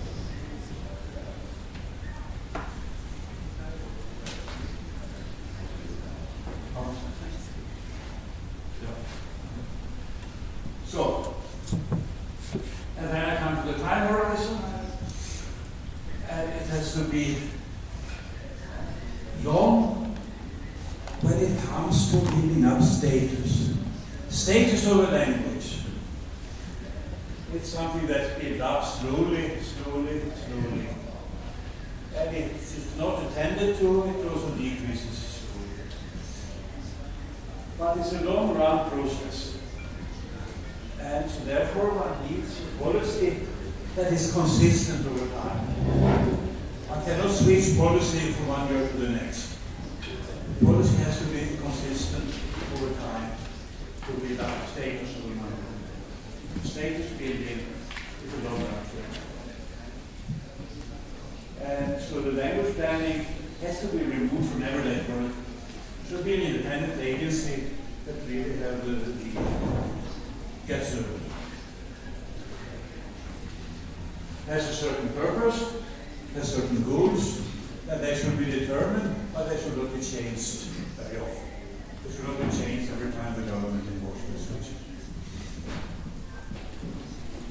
And that comes to status building. Also, there's another effect there. If the planners are there for a certain time, say for 5 years, and then they do, others will come, but then they try to do the best for the 5 years, and then they go back to policy that's very far from long run. They see the status building, well, it's a slow process, so they put nothing into status building before the end of the period. And if you have a long run planning horizon, then you will keep putting things into status building if that is what you're supposed to do and that promotes the vitality of the language. So that's an argument for a consistent policy in the long run. And the same thing goes for acquisition planning. Language learning is a long process. Language skills are lifelong, but it could be chaos.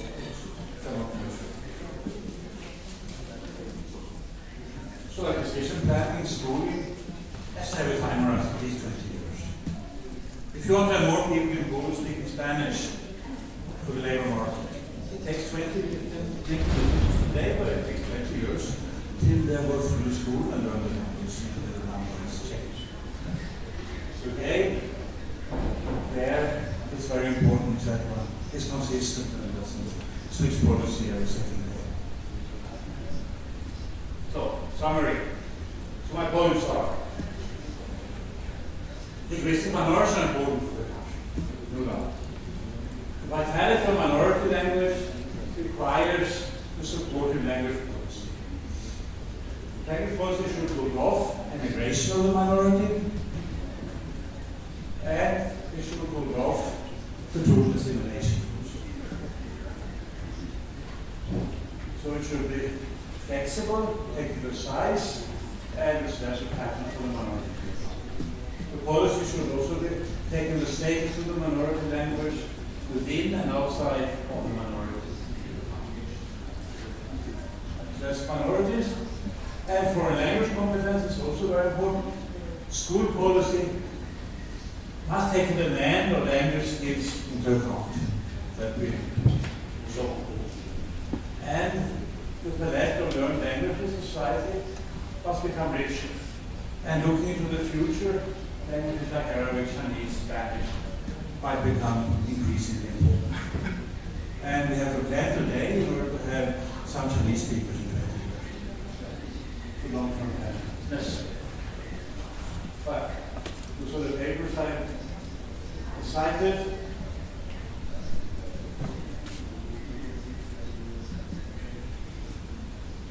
And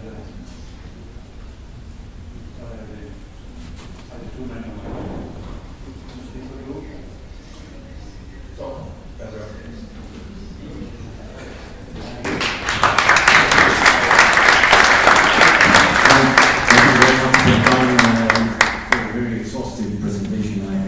Shows that you get a higher salary in Poland if you speak German or Spanish than if you speak English. So there's an economic incentive to learn German in Poland. You earn more money. We have some gifts also for the speaker. We forgot to give it to Antonio Di Pietro, but I would ask if someone. Yeah, here they are. They were closer than I thought. So here is one for you. It's from the Marshall Amt in Opole. Gingerbread chocolate. I don't know. And one for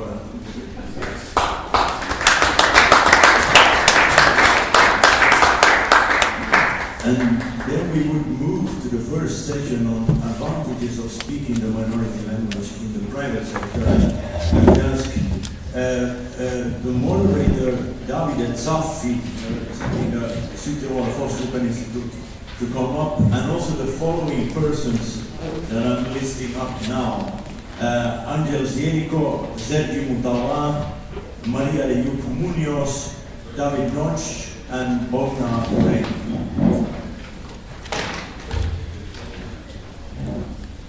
Bogna Rey is coming by car. I hope she... there she is.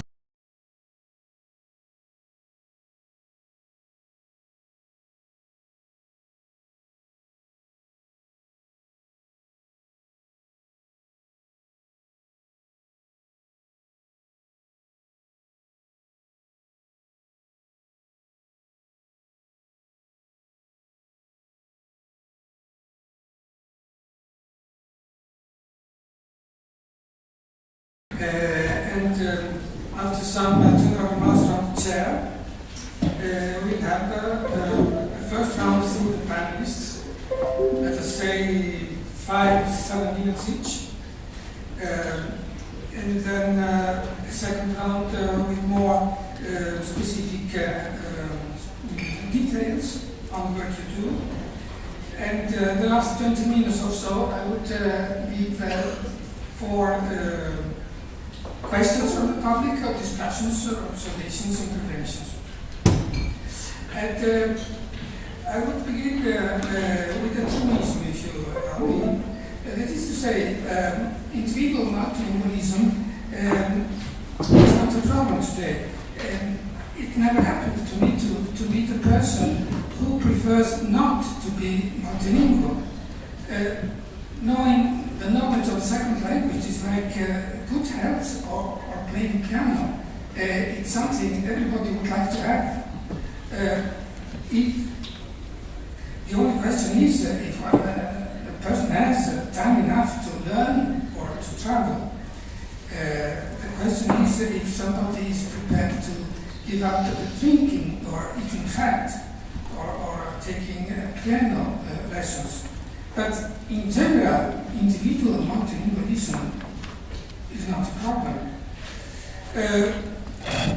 The problem is the multilingualism of communities, and in particular minority communities. And this is, in my opinion, the added value of FUEN fora and discussions, because FUEN invites us to connect minority communities and language to incarnate the problem of multilingualism in the specific situation of minorities.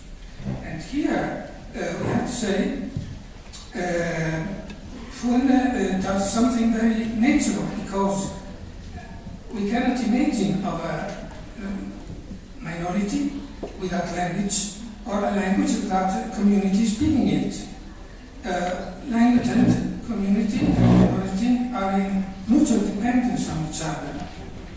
And if the language is lost, then the minority disappeared. But also the contrary is true. If a minority leaves the territory, or its members move to other regions, then the language is very likely to be lost also. And so we may say that a minority community and at the same time a minority language are menaced by two great dangers from the point of view of the minority, of course, which are assimilation on one side and emigration or leaving to other territories on the other side. Assimilation you can indeed combat or reduce or prevent in a certain measure, at least by law or decree regulations.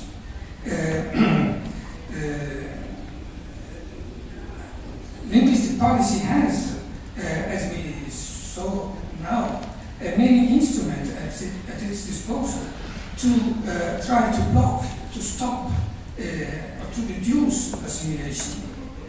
The switching from one language to the minority language to the majority one.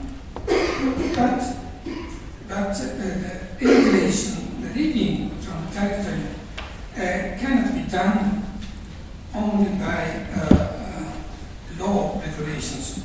Also, only asking for more rights. Here, economy is required. Here, economy plays a fundamental role, and that's why I very much congratulate FUEN for this initiative. The problem of the economic development has an existential impact on the minority community. And when we speak about economic, then of course we have in mind the two great fields of economic intervention, the public one and the private one. This panel is dedicated to the private one. The public sector may, if the will is given, may indeed enact many provisions which can lead to concrete results. in a very, so to speak, linear way. But for the private sector, the situation is more complicated, I would say. Here, the minority community itself must take initiative, must be ready to take its part of responsibility. If a minority community would be ready to depend from state aid in order to survive or to thrive, then this belief or this trust can easily be can easily lead to deceptions. Of course, as I said a minute ago, the state and the state policy has a very important role to play, but the sense of communality of the minority itself has also a paramount role to play.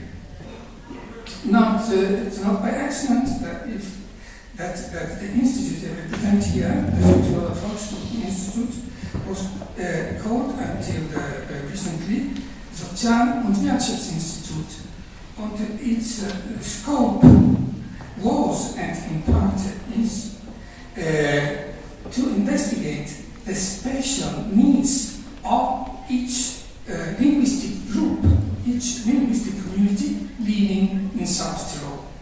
Because in South Tyrol, we make this experience, as in my opinion, you can see also in other regions and by other minorities, that linguistic groups have their specific interests, have their areas of, so to speak, development, which are different from the others. And one of the aims of the Sozial- und Forschungsinstitut was to find out in which way the special interests of the minorities could have been provided for. The experience of South Tyrol seems to indicate that this approach to the economic life was not wrong. Today, the linguistic group living in South Tyrol enjoy, compared with the national average, a good situation. As do indeed, this is also the result of a research conducted by the Volkswagen Institute, as do indeed many multilingual regions in Europe. It is to say their GDP or other indicators of welfare in multilingual regions in Europe show that where different communities live, there the economic life works better. And in general, the quality of life is better on objective indicators. Well, at this, since I'm a chair, not a panelist, I stop here. But we have the opportunity to listen how things are in different regions, European regions, from the west to the east. Although it is evident, as was hinted in the previous contribution too, that when the minority can count millions of members, then the existential question of survive or not survive is not so urgent. And we begin, but I would like, if possible, the panelists to take into account this communitarian aspect of the minority language. That is to say, I may repeat myself, but that an individual has the knowledge of many languages is something nobody can complain with. but this specific aspect in a fluent context of the commonality of language should be more stressed, if possible. And we begin, according to the list given to me by the organizer, we begin with Spain, and more precisely with the Comunidad Valenciana. And the contribution from Valencia is split into two, if I'm well informed. First, Ms. Maria Ángeles Pellico-Dindinger, who works as a linguistic advisor at the Regional Teaching Training College of Valencia. Sorry, this is by the regional government.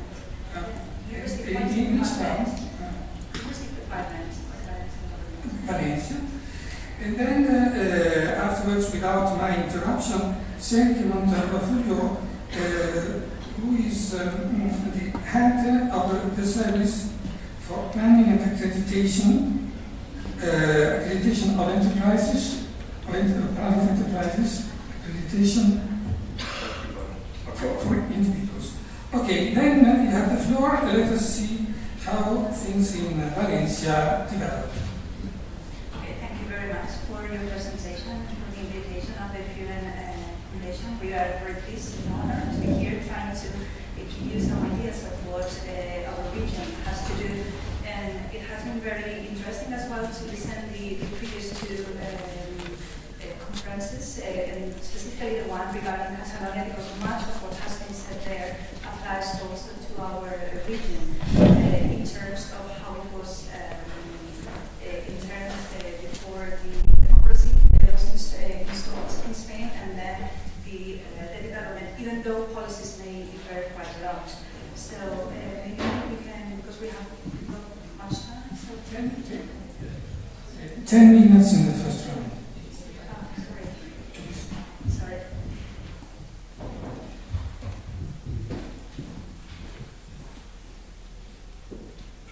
So just to give you an idea first of where we are, I think it is because it's an idea. So maybe you can put the presentation. I'm sorry. Oh, I have to do that. Okay. So basically, we wanted to give an introduction and contextualization, even though it is, as we have said before, a lot of common things will be said. Then we will talk a little bit about linguistic policies in the socio-economic sector, the advantages of using Valencian, and some conclusions. So to start with, just for those of you continue, where Valencia is, it's the capital of the Valencian region. We talk the same language as Catalan, but we have our own name.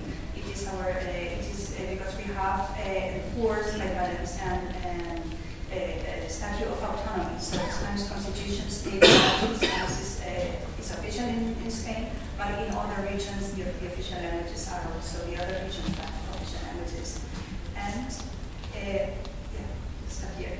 So something very important also was the act that enforced the usage and the learning of Valencian. This had our 40th anniversary just last week on the 25th of November. And it is important because a lot of actions have been taken in the administration and in the educative system, but not so much in the private sector. So we think that still many things have to be done in order to make this language better in our region. So also to give a little bit of context, the social use of Valencian has also changed much as similar as in Catalonia, because for example in the 1950s and 60s, most of it was spoken in rural areas, so the population was quite homogeneous. However, during the second half of the 20th century, we had large quotas of population coming from other regions because of industry and tourism, the tourism boom. But obviously, as these languages can be understood, many of them just integrated, but they are not Valencian speakers, so they can understand Valencian, but they do not speak the language. And then with globalization during the 21st century, as in many countries and many communities, obviously society has become much more heterogeneous, and then it is even more demanding to use it in the private sector. So how can we give prestige, or how can we promote the use of Valencian in the private sector, in the socio-economic sector? So maybe making campaigns like the one that is shown in Valencia, or using local products. So this is something that has been promoted as a local way, and seems to be giving good results. So the main linguistic policies that have been taken place, maybe we can separate at local level and at the regional level. So, for example, at local policies like AVIVA is an association or an agreement of between the Generalitat is the government, the Valencian government, with the Academy of the Language. We have also a linguistic institution that gives support to the use of the language.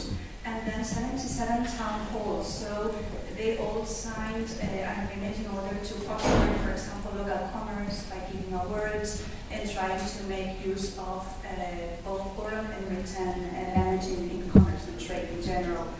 And then at the regional policies, basically they are through subsidies. And subsidies regarding the following industries, for example, the language industry, in terms of literary translation or public publishing houses that in order to maintain the written use of the language. Also in the audiovisual sector, by means of subtitling and dubbing, for example.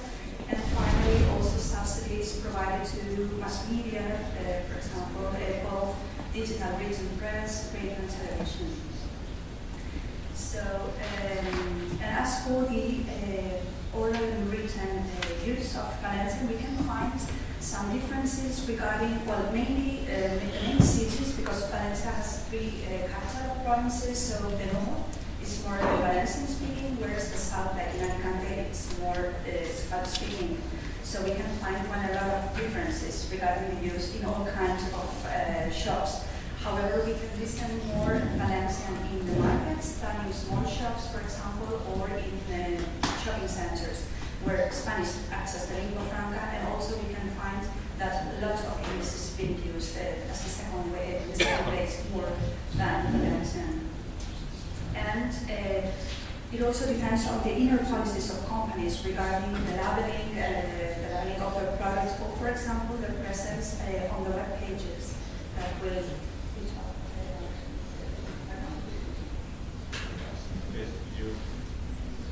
You can see here a central market in Valencia and a supermarket.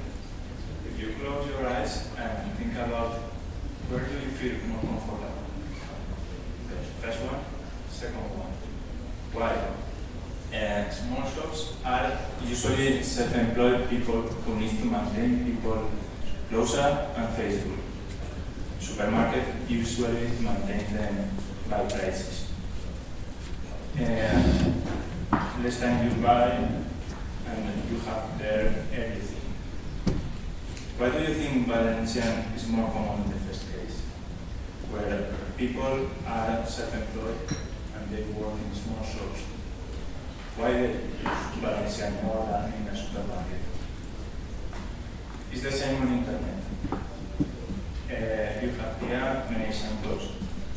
Websites where you can change the language.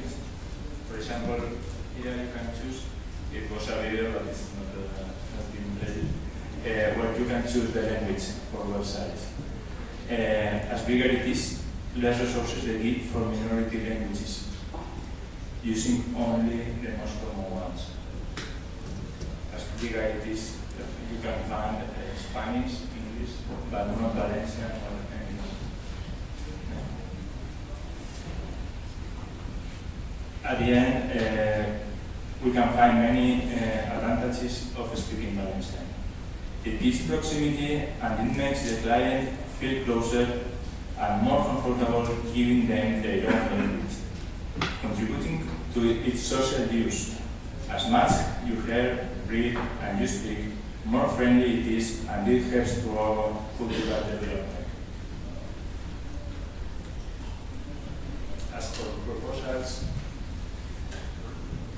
we think that update legislation, but be carefully, because sometimes if you force their use, you can create rejecting. Create strategic plans to try in different cases and study the result in order to obtain objective data. Create materials and resources to help companies in the use of Valencian, pictures, text, and we can improve our translators using new technologies making them useful. And to sum up, more public assets. It's a resource to improve client satisfaction. It's an instrument that we can use in our companies like Horchata Fest or Cacao D'Or. It's an intangible capital of us, and it makes a stronger community. Thank you very much. Thank you for keeping the time so perfectly. But I have a question later on for you. Now we remain in Spain.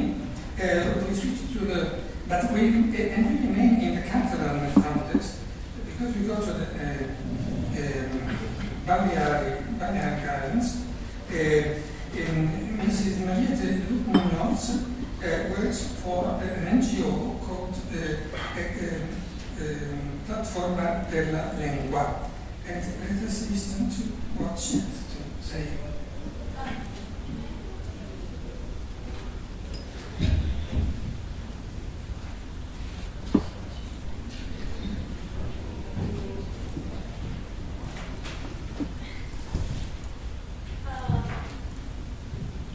Hi, good morning.